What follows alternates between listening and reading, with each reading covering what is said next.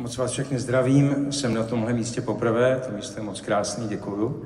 Chci poděkovat České národní bance za to, že se věnuje těmto zásadním tématům a nesmírně si vážím toho, co dělá. Je to velikánská přidaná hodnota, která má nejen asi ekonomický, ale především asi morální a nějakým způsobem navazující se význam pro naši zemi.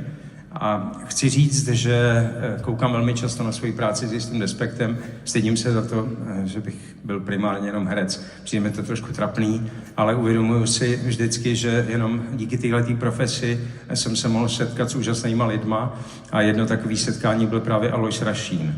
V dnešní době, kdy žijeme ve značné nejistotě, lidi odmítají přijmout to, že chaos je podstatou naší existence a drží se nějakých pseudojistot, tak chci říct, že mě o to víc trápí selhávání demokratických politiků v průběhu 20. a 21. století. Vadí mi, že demokratičtí politici jsou slabí a vadí mi, že se vždycky nechají vystrašit a zbaběle uhýbají. Stalo se to v minulém století několikrát, mělo to fatální důsledky pro naši zemi a dodnes má. Já chci říct, že lidé jako Alois Rašín,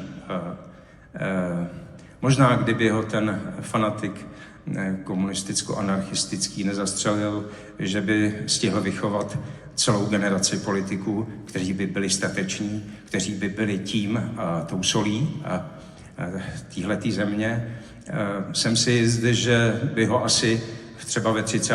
letech uklidili, ale kdyby při nástupu toho nacismu by ho asi zase povolali a jsem si jistý, že kdyby žil on nebo pan prezident Masaryk, tak by jsme proti Němcům bojovali.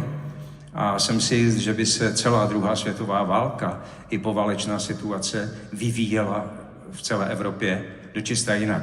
Takže chci říct, že ten muž je mnohem výjimečnější a jenom shodou okolností nemohl naplnit svůj potenciál, který byl obrovský. Já si to nesmírně vážím, že jsem díky tomu, že jsem živým herectvím mohl setkat s tímhle člověkem a vám všem strašně děkuju. Děkuju uctivě.